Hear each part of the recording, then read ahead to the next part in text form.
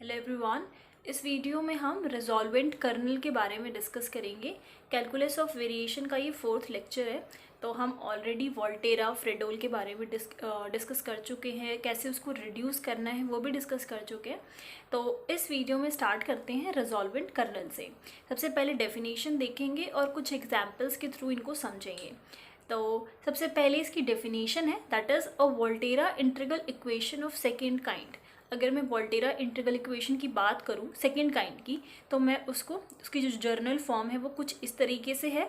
जो इसकी lower limit होगी वो कांस्टेंट होगी और अपर लिमिट इसकी फिक्स्ड वेरिएबल होगी। Okay, has only one solution given by the relation this.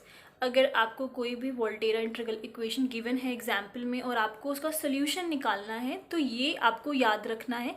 इसी की हेल्प से हम उसका सोल्यूशन निकालेंगे। और जो इन दोनों में डिफरेंस है वो ये है, यहाँ पर आप देखेंगे कर्नल है और यहाँ पर आर से कुछ डिनोट कर रखा है जो कि हमारा रिजॉल्वेंट कर्नल है। ठीक है, ये कर्नल है और आर लगा दिया तो वो एक रिजॉल्वेंट कर्नल बन गया। बाकी फंक्शन जो है वो एज इट इज़ है। आप यहाँ पे देख सकते हैं ये एफ एक्स है, ये एफ एस है, सेम रहेगा। ये वेरिएबल इसका x है, इसका वेरिएबल s है। तो ये चीज़ें अभी आपको ध्यान में रखनी है। जब मैं एग्जाम्पल डिस्कस करूँगी तब आपको समझ में आ जाएगा कि ये इसका यूज़ कैसे होना है। Where this are is the resolvent kernel given by the series. और आप इस रिजॉल्वेंट कर्नल को निकालेंगे किस तरीके से? इसकी हेल्प से, इस सीरीज़ की हेल्प से हम रिजॉल्वेंट कर्नल को निकालेंगे। तो बेसिकली अगर मैं K1 जो कर्नल यहाँ पर K1, K2, K3 and so on in सब का सम कर दूँ तो मुझे रिजॉल्वेंट कर्नल मिलता है। जहाँ पर ये जो लैम्डा की वैल्यू है ये हम लैम्डा की वैल्यू लेकर चलेंगे और 1 बाय 1 यहाँ पर भी जो इसके पावर में n है उसकी वैल्यू को वेरी करते जाएंगे और उनका जो समीशन है वो हमें रिजॉल्वेंट कर्नल देगा।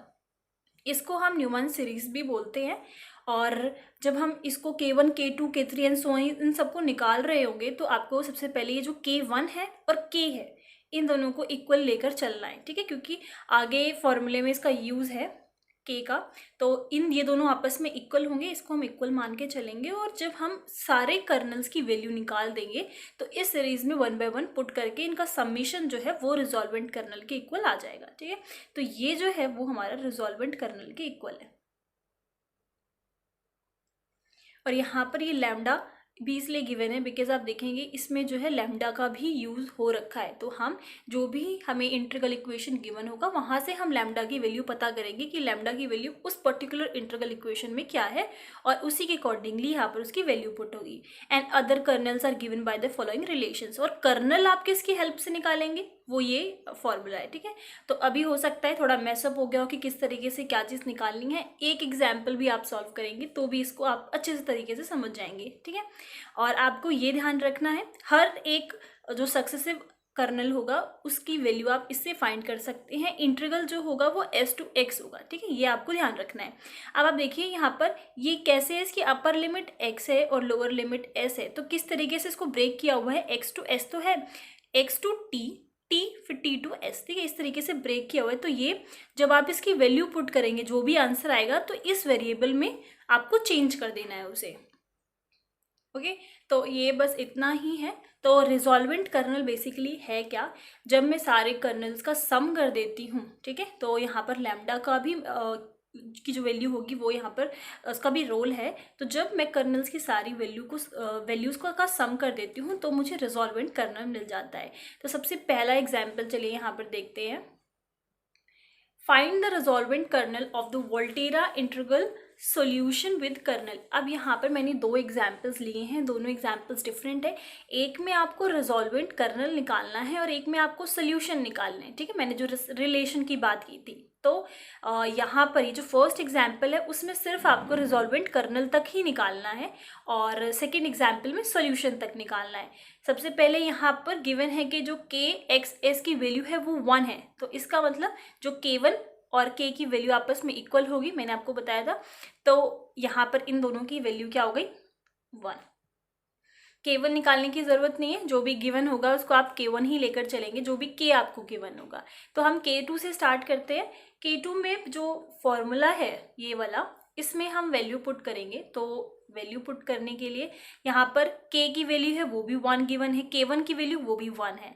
तो इसका आप सिंपल इंटीग्रेशन कर दो, लिमिट पुट कर दो, आंसर आ जाएगा। तो आंसर आया क्या, बेसिकली x माइनस एस आया।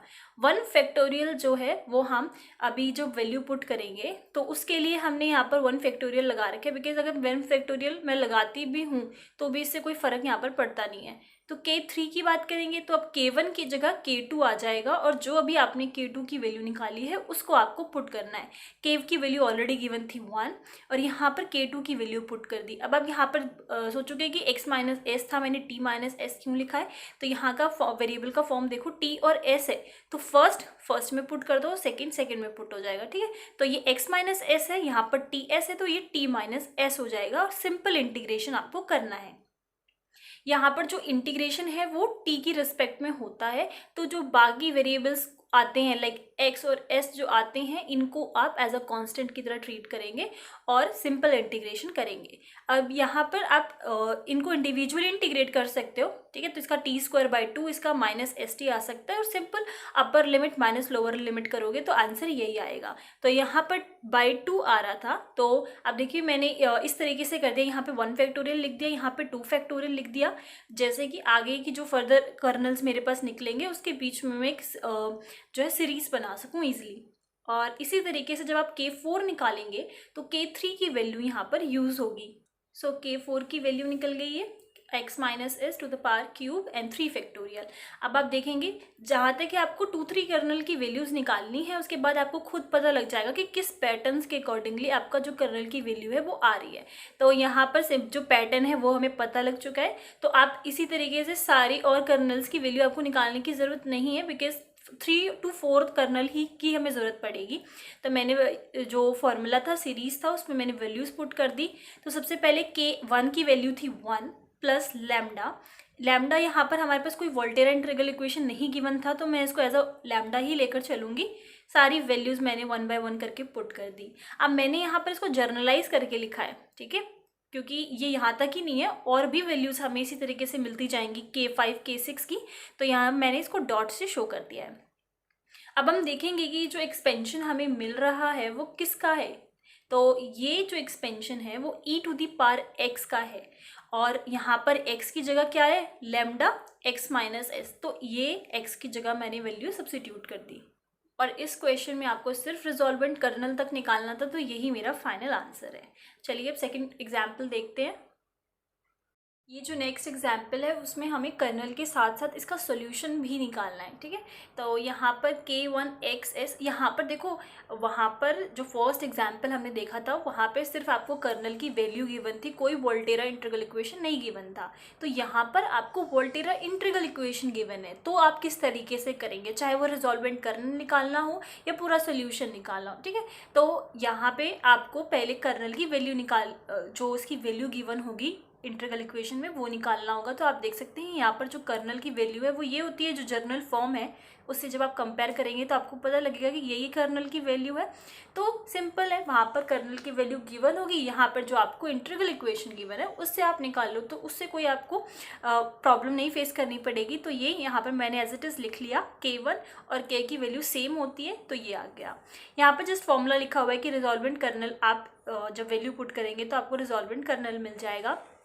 तो आइट्रेटेड कर्नल्स की हेल्प से सबसे पहले मैंने k2 की वैल्यू यहाँ पर निकाली है। तो k की वैल्यू जो हमें क्वेश्चन से पता लगी वही, और आपको जैसा कि मैंने कहा था ध्यान रखना है x t की फॉर्म में है ना, तो सबसे ऊपर वाला x हो जाएगा, नीचे वाला t हो जाएगा। ऑल्दो जो आपको स्टार्टिंग में कर्नल की वैल्यू मिली थी वो यहाँ पर s की फॉर्म में थी। ठीक है, तो इसके अकॉर्डिंगली आपको वेरिएबल्स यहाँ पर चेंज करने हैं। नेक्स्ट आपका टी एस है, तो पहली वाली टी हो जाएगी, दूसरी वाली एस हो जाएगी, और डी टी के रेस्पेक्ट में होगा। लिमिट आपकी एस टू एक्स होगी। तो ये सब चीज़ें आपको छोटी छोटी बातें हैं जो ध्यान में रखनी है। आगे देखो, यहाँ पर मैंने क्या करा, इस t और ये जो दोनों टर्म्स थी वो कैंसिल हो रही थी आपस में, तो कैंसिल आउट कर दिया। t के रिस्पेक्ट में इंटीग्रेशन था, तो ये x और s वाली टर्म्स जो हैं वो एज अ कांस्टेंट है, तो उनको मैंने इंटीग्रल के बाहर कर दिया। अब यहाँ पर ये सिंपल इंटीग्रेशन आपको मिल गया। जब आप इंटीग्रेशन करेंगे, upper limit minus lower limit लगाएंगे तो x माइनस एस मिल जाएगा। तो ये अब आपकी k2 की वैल्यू आ गई, जो अब हम आगे k3 निकालेंगे तो उसमें पुट करेंगे। एंड सेम वही करना है, यहाँ पर x है एंड ये होगा आपका s। ठीक है। तो यहाँ पर जब आप वैल्यू पुट करेंगे तो टी और एस के अकॉर्डिंगली चेंज कर देंगे। तो ये वैल्यू यहाँ पर आ गई और यहाँ पर एक्स एंड एस था, तो यहाँ पर टी एंड एस है, तो उसी के अकॉर्डिंगली यहाँ पे मैंने वैल्यू चेंज कर दी। देन डी टी के रिस्पेक्ट में इंटीग्रेशन है। देन फिर से यही सेम काम, ये आपस में कैंसिल होंगे, ये कांस्टेंट टर्म्स होंगी, ये बाहर चली जाएंगी और यहाँ पर जो इंटीग्रेशन होगा वो t माइनस एस का होगा। जैसा कि मैंने लास्ट एग्जाम्पल में भी बोला, सिंपल आप इनका इंटीग्रेशन कर सकते हैं अलग अलग। तो ये t²/2, ये माइनस एस टी आ जाएगा। आप लिमिट पुट करेंगे, upper limit minus lower limit करेंगे तो आपको आंसर यही मिलेगा लास्ट में। नेक्स्ट हमने यहाँ पर इसकी वैल्यू पुट करी और K3 का आंसर ये मुझे मिल गया एंड सो ऑन। सो आपको K4 K5 वगैरह की वैल्यूज़ निकालनी है। अब एक बार स्टार्टिंग पे आ जाइए, यहाँ पर देखो ये जो आपको इक्वेशन गिवन है वोल्टेरा की, यहाँ से आप इजीली पता कर सकते हैं। जैसा कि आपने कर्नल की वैल्यू को पता किया कि क्या है, यहाँ पर आप इजीली पता कर सकते हैं कि लैम्डा की वैल्यू क्या है, 1 है, कुछ नहीं गिवन यहाँ पर, इसका मतलब ये 1 ही तो हुआ। तो अब जब आप यहाँ पे रिजॉल्वेंट कर्नल की वैल्यू निकालेंगे तो आप यहाँ पर लैम्डा की वैल्यू 1 करेंगे तो अब हर जगह 1 ही 1 आएगा। ठीक है, तो ये लास्ट में मैंने कर्नल रिजॉल्वेंट कर्नल की जो कर्नल की वैल्यूज़ थी वो सारी पुट कर दी है और मुझे रिजॉल्वेंट कर्नल मिल जाएगा। तो यहाँ पर ये वैल्यूज़ पुट की, यहाँ पर ये जो टर्म है वो बार बार सब में कॉमन आ रही है तो उसको कॉमन ले लिया और यहाँ पर ये 1 हो जाएगा, ये x माइनस एस, ये x minus s to the power 2 square and by 2 factorial and so on. आप ये देखेंगे ये किसकी फॉर्म मिल रही है, तो एक्सपेंशन चेक करना होगा आपको, क्योंकि ये जो है सिर्फ इतनी ही टर्म्स नहीं है और आगे ऐसी टर्म्स चलती जाएंगी। तो एक्सपेंशन जो है वो आपको सारे याद करने होंगे, उसी के अकॉर्डिंगली आप यहाँ पर वैल्यूज पुट करेंगे। जो एक्सपेंशन था वो e to the power x का था, बट x की जगह पे वहाँ पर x माइनस एस था, तो मैंने x की जगह यहाँ पर x माइनस एस लिख दिया है। ये वो टर्म थी जो कॉमन चल रही थी। ठीक है, तो यहाँ पर अब मुझे क्या मिल गया, रिजॉल्वेंट कर्नल मिल गया। अब जो आपकी इंटीग्रल इक्वेशन है वहाँ पर आप कर्नल की जगह क्या लिख देंगे, रिजॉल्वेंट कर्नल लिख देंगे, बिकॉज उसके सम को ही तो हमने रिजॉल्वेंट कर्नल बोला है। तो यहाँ पर इसका रिजॉल्वेंट कर्नल आ जाएगा।